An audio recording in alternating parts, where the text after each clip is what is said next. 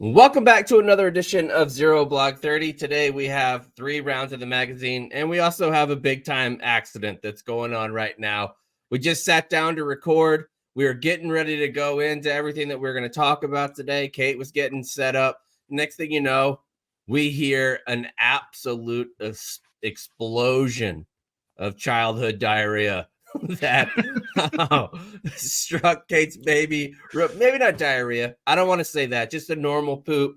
He went through it. Kate ended up with all over her sweater. She's going to hop on later after she's done doing mom things and getting that whole situation all cleaned up. But man, oh man, you did there. That was nice. The sound, I can't tell you, Cons, how little I missed that sound of an absolute blowout right away. Yes, it is a sound that you can't fully appreciate until you hear it live. Am I right in saying that? Yeah. Yeah. But as soon as you do, it was funny. As soon as that happened, we both heard it. We were like, oh. Well, we'll see you later, Kate. Yeah. That's going to go in some hair. That's going to be all over the place. Oh, and it really goes into what we're going to talk about in the final round today. A little bit of an excuse. Because Kate's back on ZBT before she really should have been back, or she had to be back, or anything like that. She came back early, and she's the last 2 weeks. I'm curious to ask Kate now, because now that we're not under the Penn umbrella, like, does Barstool have a maternity leave policy? Because okay, all right. I would have said it was 50-50, but that's great to hear that we do actually have an official policy. Yep, and she came back way before she had to come back. The last 2 weeks. Mac has been off the camera, or Buck has been off the camera, just outside the camera, sitting with her. Not even hardly a coo. And then this week we start off right away with the poo. It just happens sometimes. She's going to come in later. But today we're going to talk about 2 things, really. We're going to talk about, one, there was some tweets that came around from this fella who was in 0311. He ended up going to Columbia to get his master's degree. He's a smart boy, uses big words that have lots of definitions and all kinds of probably Roman suffixes and shit like that to prove that he's smart.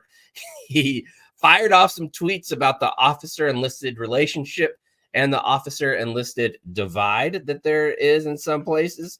So we're going to get into that and see if we think he's an idiot or not, like most of the internet has. And then he did something bizarre. He called everybody vet bros. If you didn't agree with them, you're a vet bro. As simple as that, vet bro. That's all that was mad about him from what he thought. Secondly, Young Thug is going through a RICO charge right now. We talked about RICO charges a little while ago, I think whenever it got set up with President Trump's charges in Georgia. But we talked about how RICO charges are very hard to beat. And we're really not going to talk about Young Thug's case, but there was a line at the end of the opening statement from his attorney that would make Lance Corporals and specialists and A1Cs and seamen all over the place just giggle their little heads off because it was a Lance Corporal type excuse. But I loved it, and I think it could be effective. It could be effective, Cons. It really could be. So we're going to go ahead and hop right into the first story. And that comes to us from Task and Purpose, and it's going to be brought to you by our good friends at Omaha Steaks. The holidays are here. Let Omaha Steaks take the guesswork out of gifting. Shop carefully curated gift packages that are guaranteed to make spirits bright all winter long.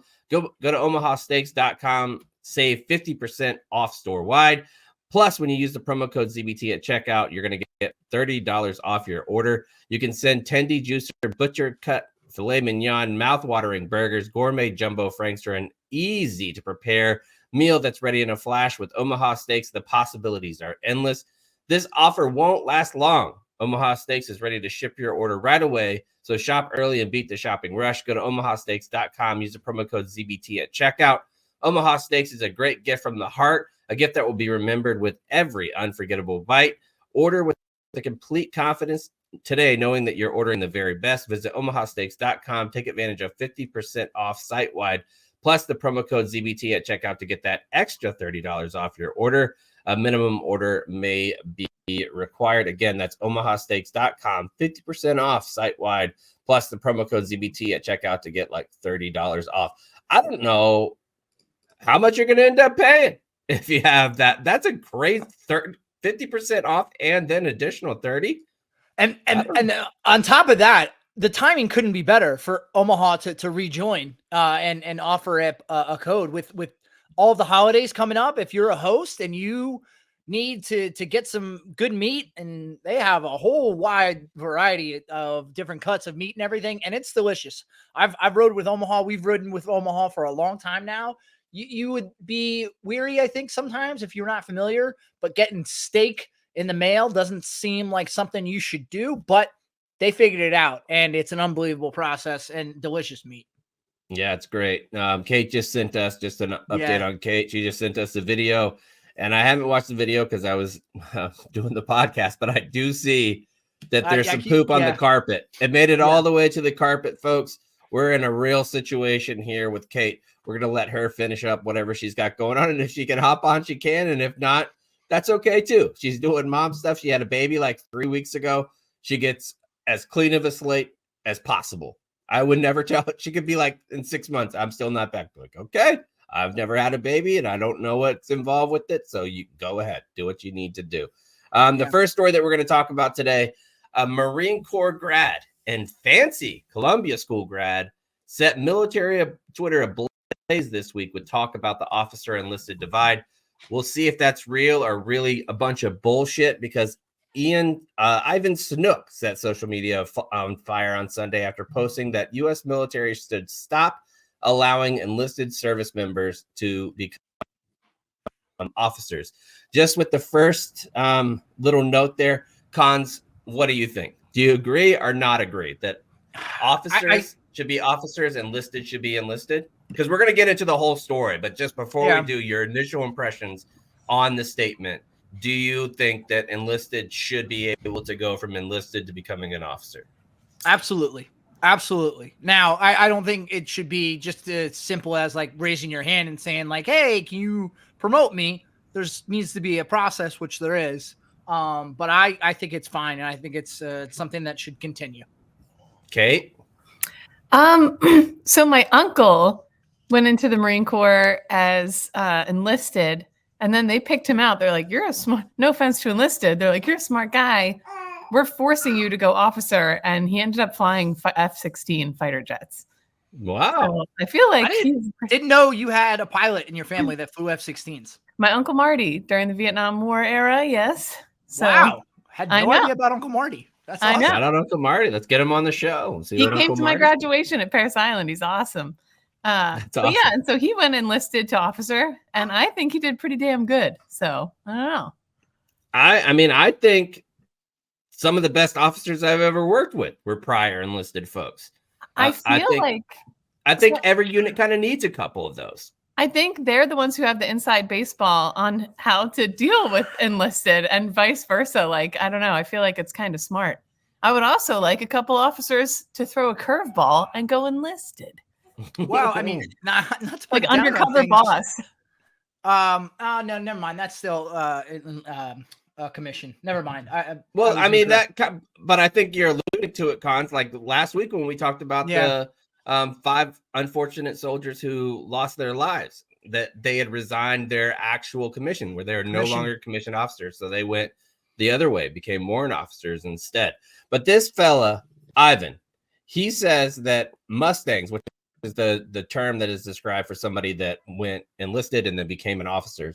He said Mustangs erode the system legitimacy and distinct culture of the officer corps, like merchants marrying into the aristocracy.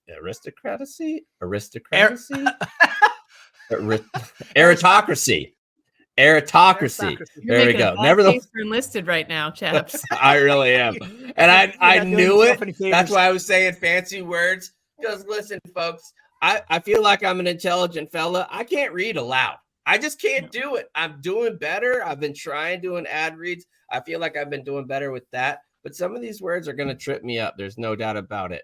Kate, do you want to take over? Is this your burner account, Cons? Yeah, that's what I thought too. No. Are you sure? Yeah, I'm sure. So you just finished reading what his tweet was, right?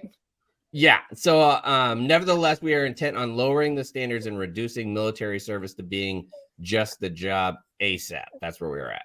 If this isn't a boot lieutenant who's like super hyped up on himself, That I can accept because, like, I thought I could do karate when I got out of boot camp. I get it. Your head's a little fucked up at first. If this is any rank other than boot lieutenant, this person is an absolute douchebag. This guy was never an officer.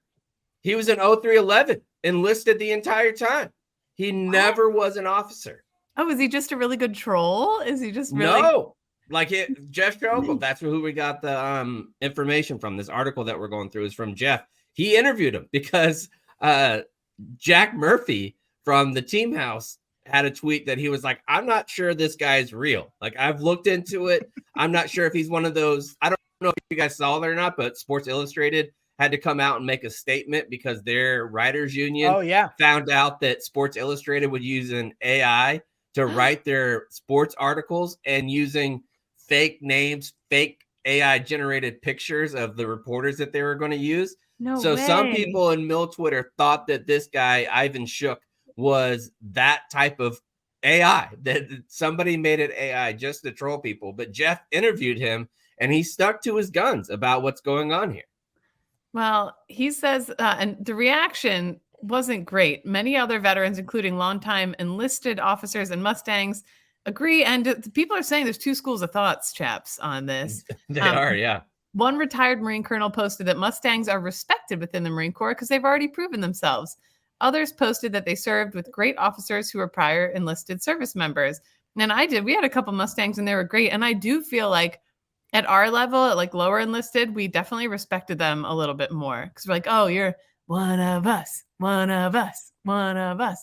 Mm-hmm. Someone said a former A-10 pilot named Dale Stark posted, I'm prior enlisted and I enjoyed eroding the esteem, legitimacy, and distinct culture of the officer corps. In fact, that was my favorite part. So that was a Mustang saying, I quite enjoyed ruining your Marine Corps. The character of the officer-enlisted divide is an ancient topic in military circles, and there's some who believe the split shouldn't exist at all. Yet there remains a yawning chasm between officers and enlisted. I mean, there has to be, right? It'd be weird if there wasn't. Why would there even be two separate genres, I guess, of, I don't know. Right? I'm not sure. I understand like some people saying that it might be a thing of the past, like a relic of the past, but I don't think so. I think that there needs to be a clear distinction of responsibilities. And I think that's kind of where we're missing the boat a little bit. From what I've observed over the last few years, I think that officers are a little more involved in training than I personally experienced. And I'm not sure how I feel about that. Like, I feel like officers should be in command, have like the command authority, have the commander's intent, and then give that over to the enlisted, and the enlisted supervisors implement that mission and carry it out. Cons, what are your thoughts on that? You're the only officer on the group with enlisted folks. So how do you feel about that? So I have a few thoughts. Number one, obviously the Mustangs are respected because they see both sides, so they've experienced both worlds, and within both of those worlds there are stereotypes. Okay, they're stereotyped that heard them on this show for years. Yeah, yeah, exactly. And I mean, to an extent, those stereotypes exist in some truth, but I think you have to take each individual as such, as an individual person, and not just bucket them like, oh, well, he went to West Point, so he's XYZ, because that's not the case. Now, it very well may be the case when some things come to light. But, just the same way you can't be like, oh, well, he's stupid, he's an NCO, or she's stupid, she's, a lowly E4. I don't think you can just take it and make it black and white, like, hey, we shouldn't do this ever and shouldn't allow NCOs or enlisted to become officers, because I think you lose out a lot of times on great leaders. Because I think, and I've long held this position, I don't think you can fully just create a leader in a vacuum or, in a test tube. You can't just make someone a leader. I think there are certain qualities of an individual that you need to have innately to be an effective leader. Let's say you could put anybody in a position, you could get through OCS or West Point or the Naval Academy probably and get through if you're not necessarily the greatest leader. But I think the great leaders just were born with certain qualities. The same way certain people are born to be professional athletes. You could practice 1,000,000 hours on a basketball court if you're 5'1" and slow and you can't jump, chances are you're not going to get to the NBA, right? You're saying officers are the pro athletes of our military, and we're just JV. Okay. Yes, that's correct. That's but correct. I will say, right, like some people, I knew, because I had one semester of college left to go, and the recruiters were like, you could finish college and be an officer, and I was like, let me tell you something. I know in my bones, not an officer. Right, because there's so much more about being an officer than just having a college degree, which is why I think it's great to have these Mustangs, the enlisted, who go to the other side, because they were identified as someone who has these great leadership qualities. And they say, all right, like, let's take you and now put you in a position to lead others. And there's nothing wrong with being a follower. Our military needs followers too. Not everyone is supposed to be a leader. So I think it's fine to have and a good thing to have Mustangs and continue on with that.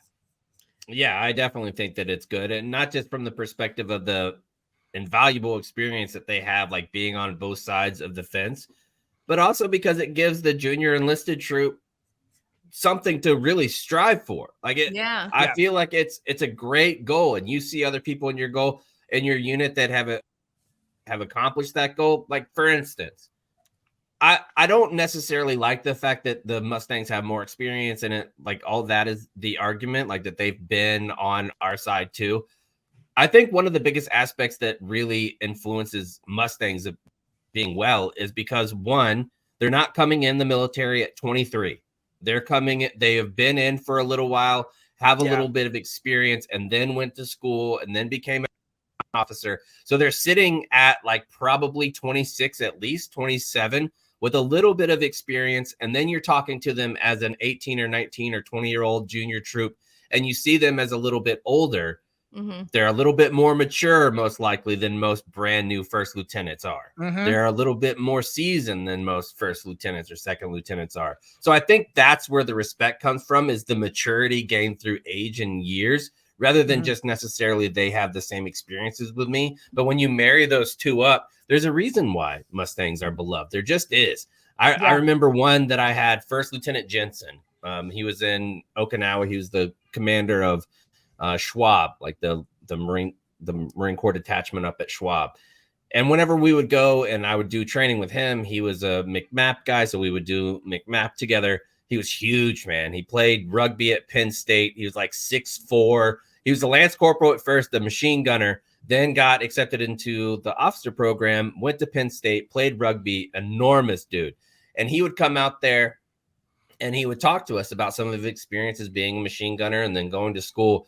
And I swear to God, man, and a lot of it probably because he's a big dude too, but the folks hung on every word that he said, like legitimately. Like, if he said something to you about training or what you need to be doing to improve your Marine Corps career, you fucking listened, because he was a first lieutenant. Then when he was wearing Charlies or he was wearing a dress uniform, he had his ribbons and medals all stacked up. You know that he'd seen some shit and been there, and he has legit advice for you.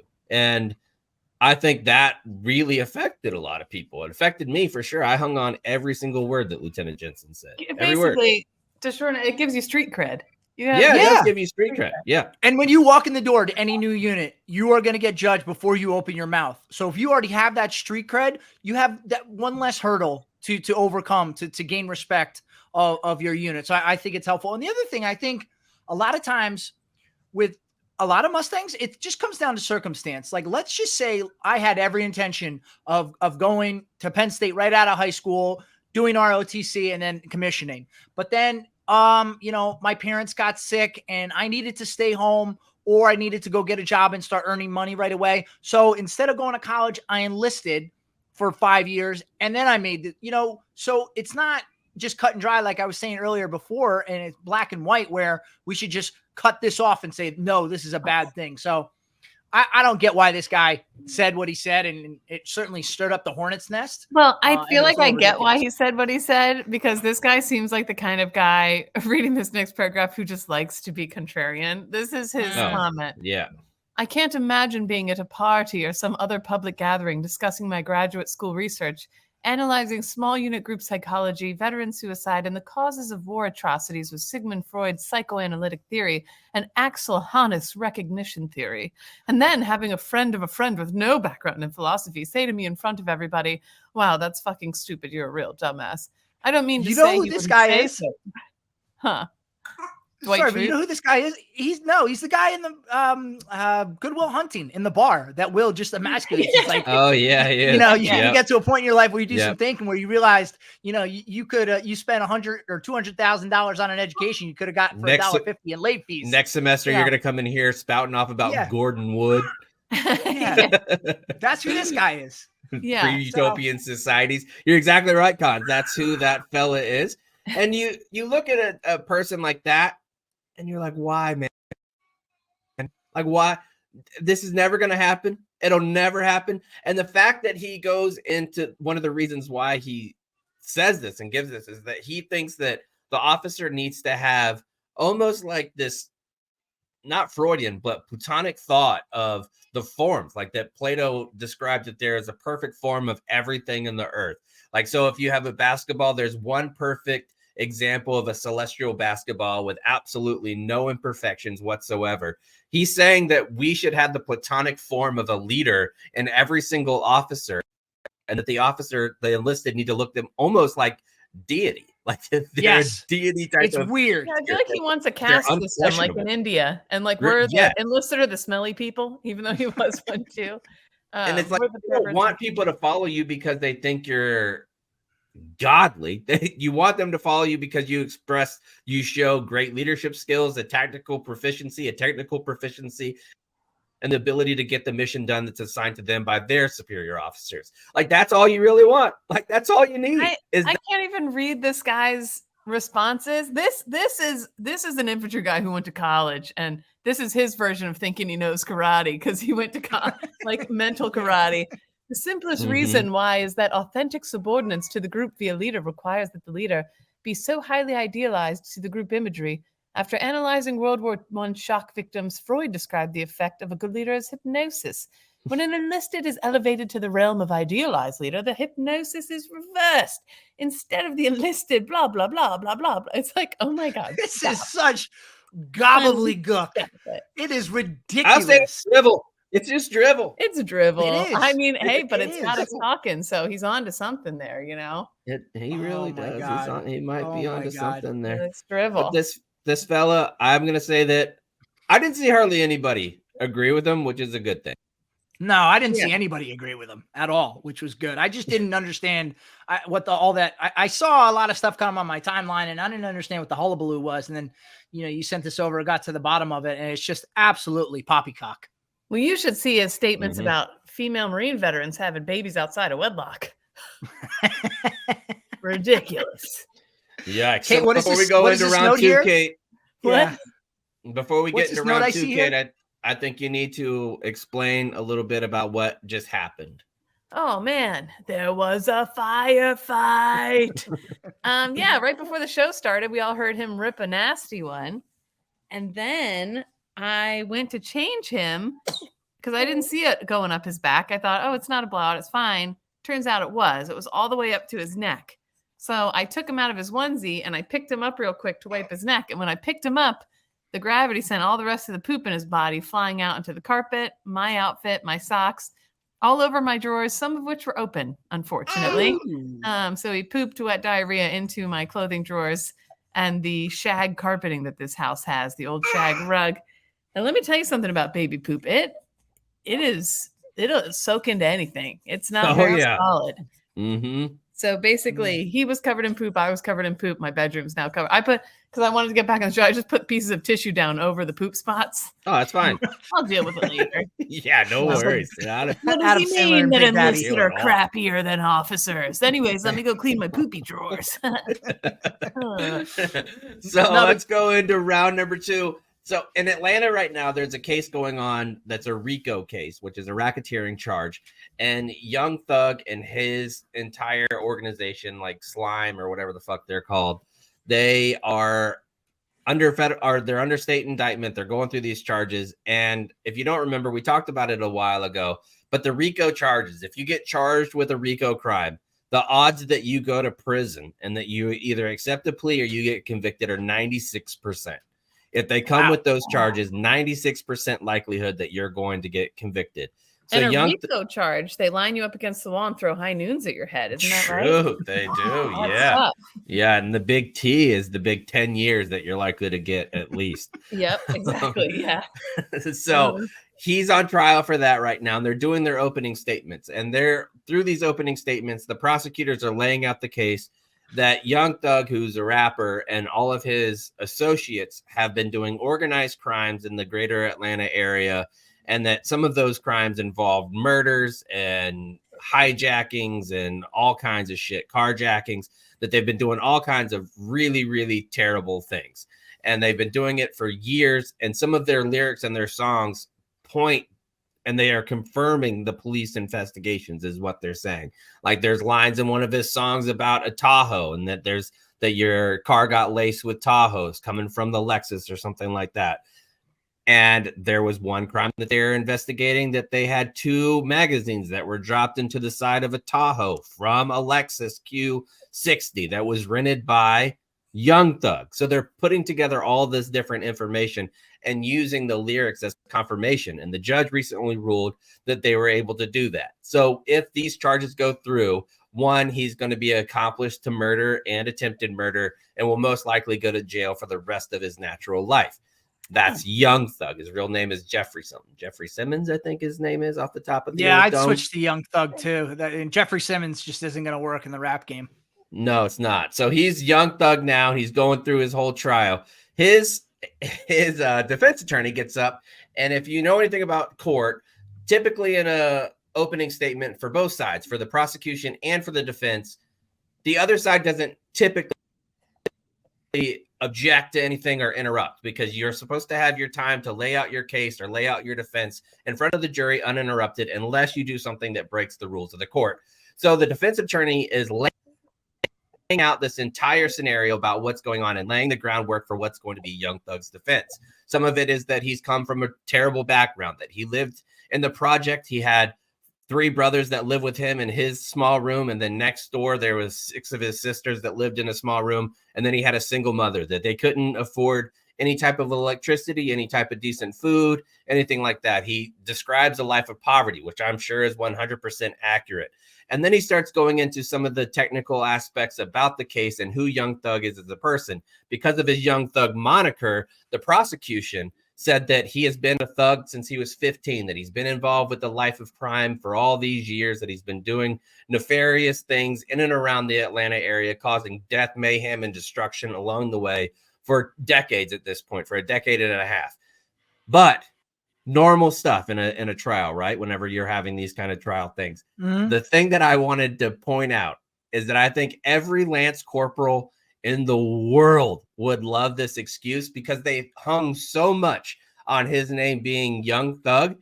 The defense attorney came out and said, everyone is talking about, or the prosecution wants you to believe that his name is Young Thug, because that goes against some of the activities, that he would have thuggish behavior in his activities. However, Young Thug's name is an acronym, and the acronym is truly humbled under God, is what they're trying to say. Thug is an acronym for.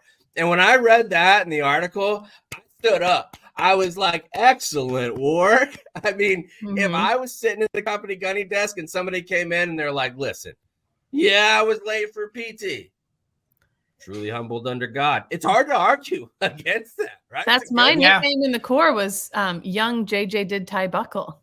True. I remember people saying it's a big acronym for lots of good things. So that was actually up on where did we see you on the wall, Kate, for being a lioness? Where was that? Oh, the Air Force Academy. Oh yeah, the Air Force Academy. Yeah. Yeah. Are you on one of the walls at West Point cons? Not to my knowledge, unfortunately. Wow. I do love though, like outside the box, like the lawyers that can really think outside the box.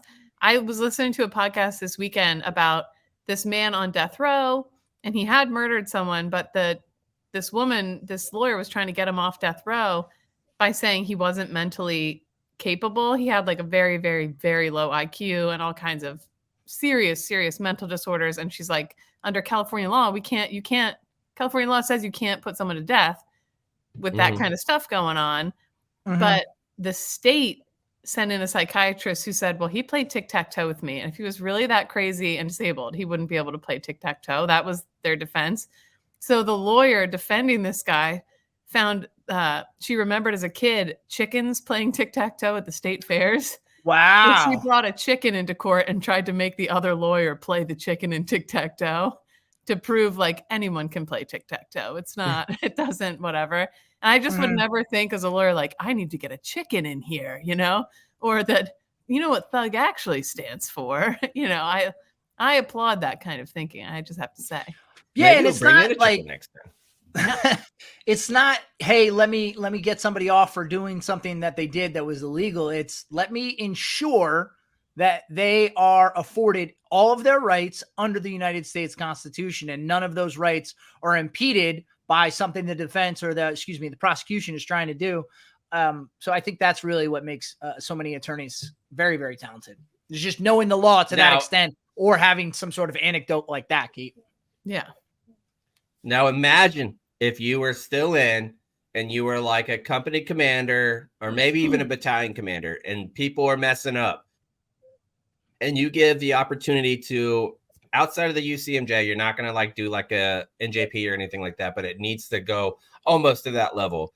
I think it would be fun if we did mock trials where you allowed a corporal to defend a lance corporal or the other way around and see what kind of arguments. I think that could actually come up with some fruit, right? Well, like if you had talk about barracks lawyers, and they are I feel like every unit has a guy who like knows all the loopholes and knows or all thinks he or she does, which is the best part. They think they do.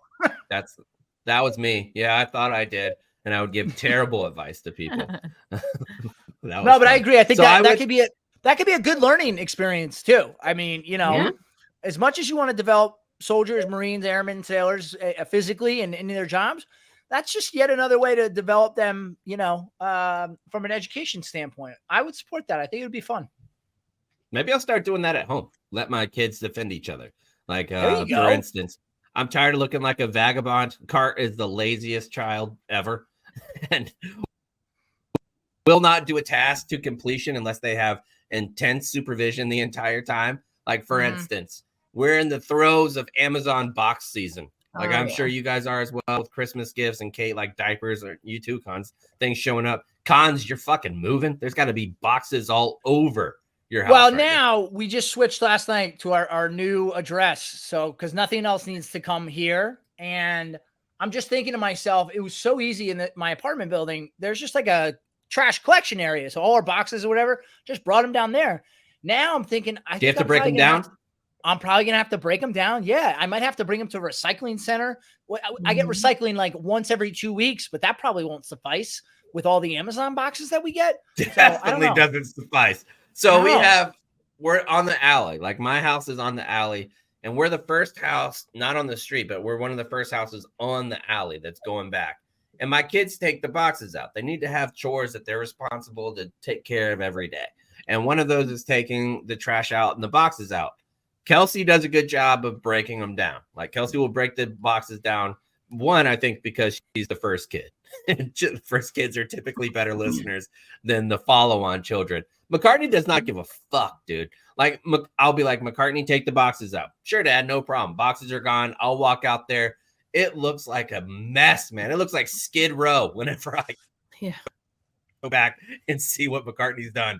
And so yesterday, I finally had to tell them, look, I don't care who's responsible, but if I go back there and see at the trash it's not broken down, there'll be monetary fines for Kelsey, and there'll be intense cell phone restriction and screen time restrictions for McCartney. One, because Kelsey's 18 and I'm trying to teach her about HOAs and shit like that. Yeah. If I'm going to get fined, she's going to get fined because she's the one that's doing that or supervising that role. So going in, and I think having to defend the other sibling. Like, if McCartney's going to get their cell phone taken away for a week, I'm like, Kelsey, Cardi's going to get their cell phone taken away for a week unless you can convince me why they shouldn't have that done.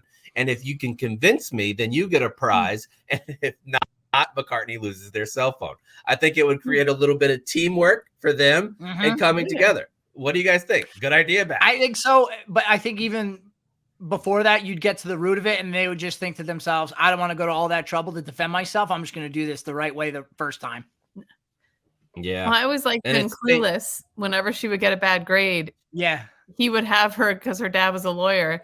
He'd be like, I don't mind that you got a C so long as you can go back in and argue to your teacher why you should get a better grade. And if you can even up your grades a little bit, I'm proud of you. And he would make her go argue for better grades. And I'm like, yeah, I appreciate that. Huh. Yeah. So the excuse of Young Thug and what his name actually meant got me thinking about some of the best excuses there could be to get out of work in the military. So I wanted to go through, I think some are good, some are bad. So we're going to go through them and decide good or bad, or if it would work. Kate, you want to read some of those? Yeah. And I think people don't realize, like, in the real world, excuses, like, yeah, you come up with excuses to get out of stuff. In the military, like, you miss work, you can get charged. Like, you can get in huge trouble. Like, it's not go to jail. So your excuses need to be pretty good. Like, you're making a riskier move making excuses in the military than you are in the civilian world. So, all right, here we go. Big time. Like, I don't think we're going to get into some of these and a little groundwork. Some of them are like getting out of PT or you're feeling sick in the morning. I don't think people who haven't been in the military realize if Kate, let's say Kate wakes up, she's got 102 fever. Yeah. She checks her fever herself, 102, her throat hurts, she's feeling like shit, she's been up all night puking. It does not matter. She can't just call and be like, hey, I'm really sick, I need to stay home today. No. She's got to get her fluey ass up, go be around everybody else, exposing them to the flu germs that she has, then would have to go to the hospital, that checked out, all the while still having 102-degree temperature, feeling like absolute garbage, to get a note, take that note back to her supervisor and be like, hey, they told me to go home for the day. I do, in fact, have 102 temperature like the thermometer at home indicated. Yeah. Now I need to go home. Has to do all that stuff, and you don't get really any rest. No, it's at all. Like to get just going to work. Yeah, it's more stressful. That's why people show up that way. They just show up to work sick as shit. So, and are these from Reddit? They have to have excuses sometimes. Yeah, these are from Reddit. Yeah. Okay. I shit myself, so I went in the woods and sacrificed a sock. By the time my sockless ass made it back to formation, it was already started, and the guys had already started PT. So I just went home and showered. I can take you in the woods to where I ditched my shitty sock if you want proof.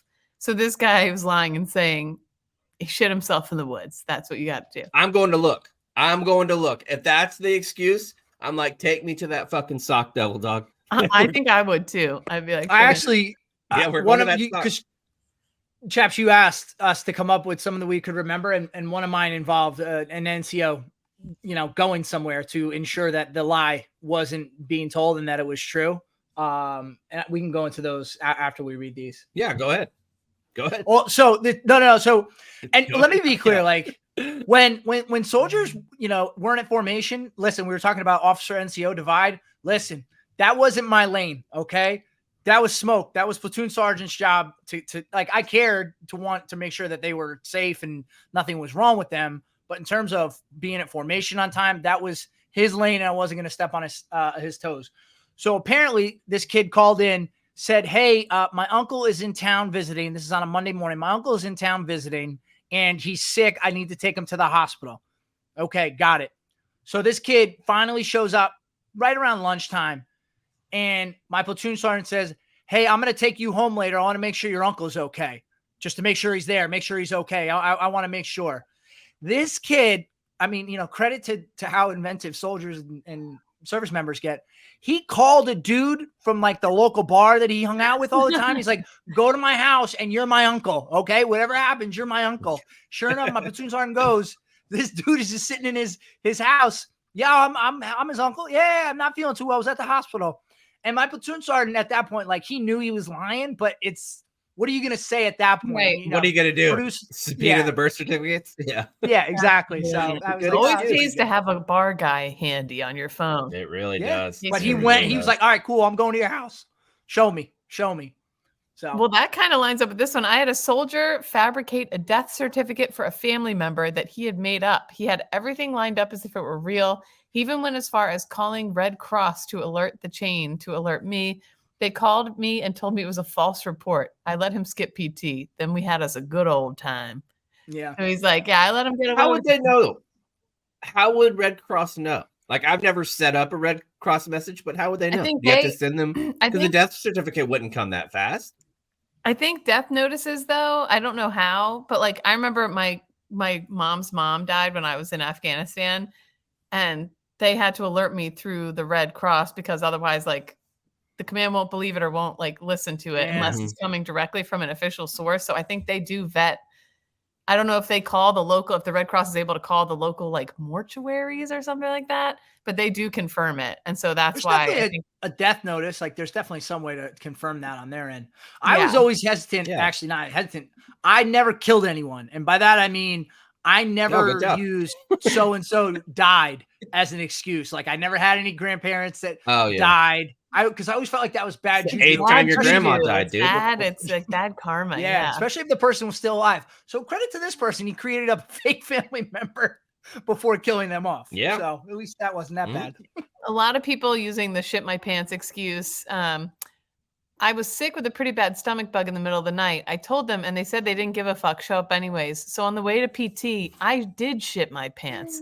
I called my first line back and told him, and he said he still didn't care, show up anyways. I got there and tried cleaning myself up best I could. I smelled like shit. I stumbled to the formation and my PSG took one look at me and asked what happened. I told him and he said to get the fuck out of here. And what the fuck was wrong with me showing up to formation with shit running down my leg? That's dedication. I read that as he pooped himself on purpose. Yes, right? He did. Yeah. Which I think is a good move. I think if somebody calls you into question that they're not sure if you shit yourself, I think you got to show up with it on your legs. Yeah. I love this next one because it's this isn't an excuse by them. This is like a real thing that happened to them. And I can see it actually happening to a lot of people. I'm sure every now and then on base, you'll see someone chasing their dog. I was late once because I couldn't get my dog back in the house. She thought it was playtime and it took me 30 minutes to get her inside. Major Rogue, why are you late? Well, ma'am, I couldn't get my dog inside. Oh, I love your sweet puppy. No problem. Okay.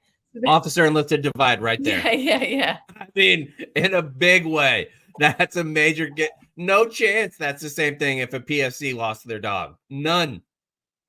No, but I'm telling you, if someone told me pretty much any excuse, I'd be like, all right, because it wasn't my problem to deal with. As I said earlier, it wasn't my lane.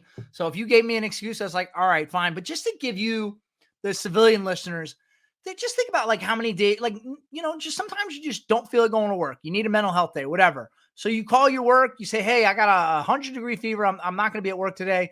And there's no excuse. And it's no different than the military. There's just some days you just don't feel like going to work, especially when it's, 6 a.m. and you got to go work out as a group. But we just don't have that luxury in the military. It's just the hoops you got to jump through to take a sick day are not worth it pretty much ever. I wonder do you guys think do you think there should be like a sick day PTO? Like if you're not, obviously not if you're doing like a field op, or if you're going on a deployment or something like that, but just a normal Monday through Friday, which is a vast majority of the time that you're in the military. Do you think that you should be afforded simple PTOs and sick days off? No, because God bless, enlisted myself, love them. They're going to get in trouble. That's going to be. Oh, yeah. We're taking advantage of it. Sorry. No mental health days. I posed that question now. If I would have posed that question to myself 10 years ago, I might would have beat my own ass. Honestly. Yeah.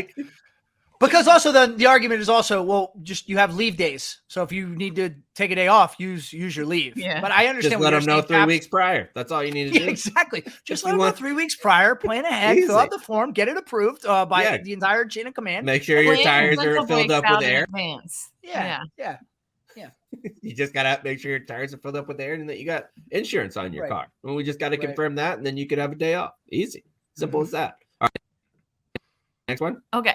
Told my squad leader I was involved in identity theft, and a detective wanted me to verify all my purchases from the last year. Rolled over and went back to sleep and showed up to my company area around 10:00 with folks genuinely concerned about the outcome of the investigation.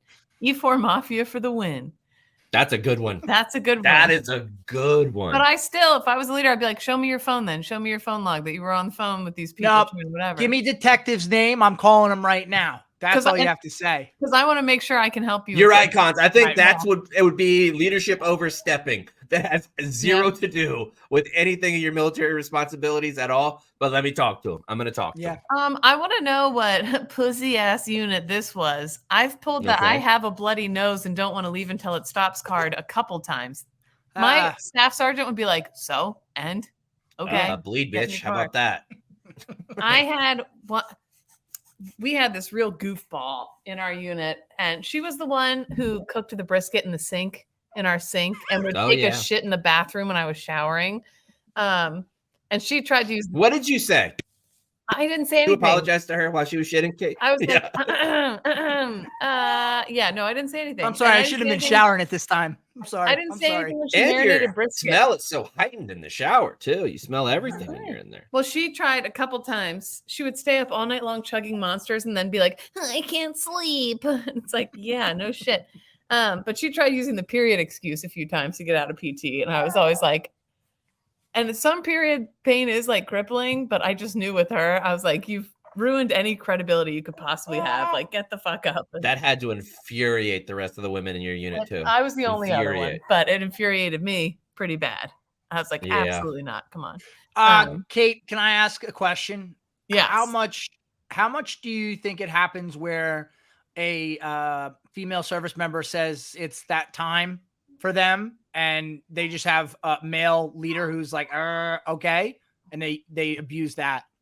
Probably not often, because even my staff units with this woman, they're like, no, absolutely. Like, I don't give a. Yeah. The one thing I can see, if you are out in the field and like, or you're somewhere and you get your period early and you're like bleeding through your cami pants, by all means, go home. Figure that. Like, I'm not gonna make you. But yeah, no, I don't know. I never saw anybody use that. So. Yeah, I'd be shocked if that happened. Yeah. A lot. I just think about myself. I don't know. I just think about myself. Like, if a female soldier came up to me and said, hey, sir, I wouldn't ask any questions. I'd be like, oh, okay, go ahead. Go take care of that. I wouldn't question it at all. Yeah, you don't want to be you don't want to be at HR or whatever the fuck we call HR anymore. Baby. Save rounds and alibis. Kate, we'll start with you. Never mind. We'll start with Cons. Interesting. I got two. Just something that I don't know. It's interesting what you learn over the years, and you come across new things every day. But I didn't realize the reason that in the Army our Green Berets wear Green Berets, it goes back to World War II, but it can really be traced back and solidified to President Kennedy, because he was going to a trip to then Fort Bragg, now Fort Liberty, and he thought it looked good for our special unit to have some sort of designator that made them special, hence the Green Beret. So he's like, that was totally Jackie being like, berets for sure. Yes. Yes. Well, it goes back to World War II when our special units would be attached to other countries, and other countries, as we know, the beret is a little bit more prominent. So they kind of just like adopted it on their own because they would want to wear what the other country's unit was wearing. And they kind of just did it on their own. But then President Kennedy thought it was like, well, this is special. They should do this all the time, and that should be something that denotes that they are one of our special units. So it's because of President Kennedy that we have Green Berets as part of the uniform. I just thought that was cool. I forget where I came across that, but thought that was interesting. And speaking of uniforms, since we've last spoken, Army came out with their uniforms for the Army-Navy game. All tan, all desert tan, which in my recent memory, I can't think of any college ever having an all tan uniform. Like, we did something similar 2 years ago with the tan camo, but not just straight tan. One thing I will say, wasn't that the 10th Mountain year, or was that all white? No, all white. We're representing the 3rd ID Dogface Soldiers. It's the 20th anniversary of Thunder Run in Iraq, so that's the reason for the uniform. I really like them, and I will say, I think on television, the all tan against the all navy is going to be an excellent uniform matchup. I agree. I think uniform aesthetics on the field, it's a good matchup. Yeah. I hate the all tan. Okay, that's fine. So, oh, wow. That's all I got. Katie? Yeah, the wheels are falling off over here. So poop explosions. Oh, I saw something online.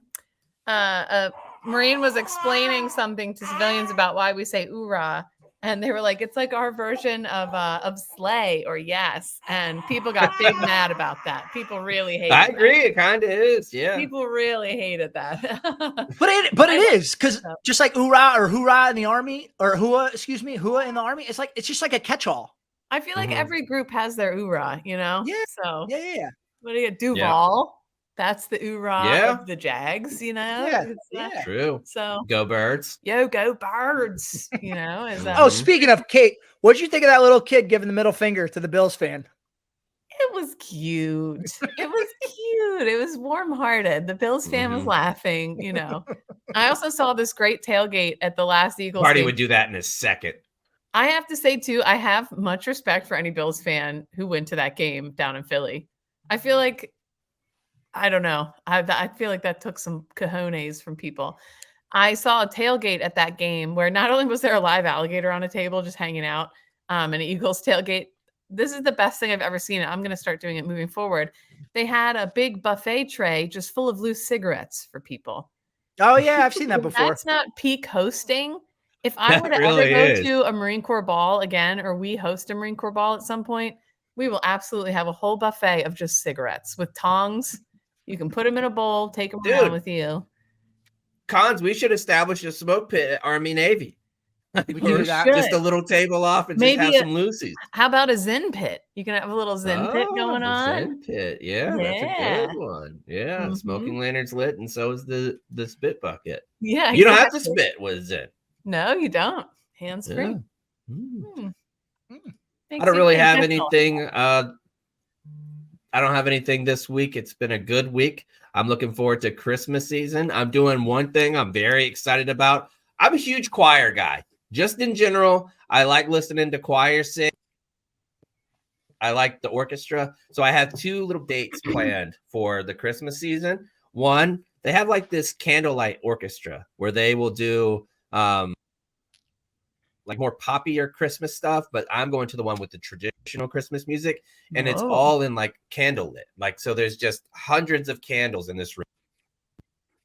And I'm really looking forward to that. And the second one I'm going to the gay men's choir of Chicago's performance for Christmas stuff too. Both squads going to that. I can't wait. They had a free orchestra night in Philly when I lived in Philly, and I'd never been to the Philly orchestra. It's supposed to be fantastic. So I went, and they're like, surprise, we have this choir. And I was newly single. And I was like, the men in this choir are fucking smoke shows. Holy shit. And it turns out it was the Philadelphia Gay Men's Choir. Yeah. But they were lit, I gotta say. Very yeah. Yeah, and you don't have to be gay to be in the Gay Men's Choir, which I had no idea. No. Maybe I'll try out. And with that, I've been singing Baby Dale Christmas songs, and he loves it. Yeah, his personal favorite is "Oh Holy Night." When I get to the high parts, he really gets going. He's a huge brick by brick Christmas guy. That's a good Christmas. What's your favorite Christmas song? "Oh Holy Night," easily. Okay. Ooh. You? Christmas in New York. No, Christmas in New York by Shillelagh Law is it's a good one. Just unbelievable. Gets you the goosebumps. The goosies. If I had to only pick one, that would be it. There's a bunch of others that I really like, but if I had to pick one, that's it. I would say the whole. I could also sing Kate's house on Christmas morning. I could see Kate being a huge fire Spotify. Throw on the Christmas time is here. My dad, the CD we played the most growing up was Dr. Demento's Christmas and like Cheech and Chong's 12 Days of Christmas. We never had like the normal. We always did that. We have the home videos of us decorating the tree and everything. It was always the Chipmunks. Always Alvin and the Chipmunks.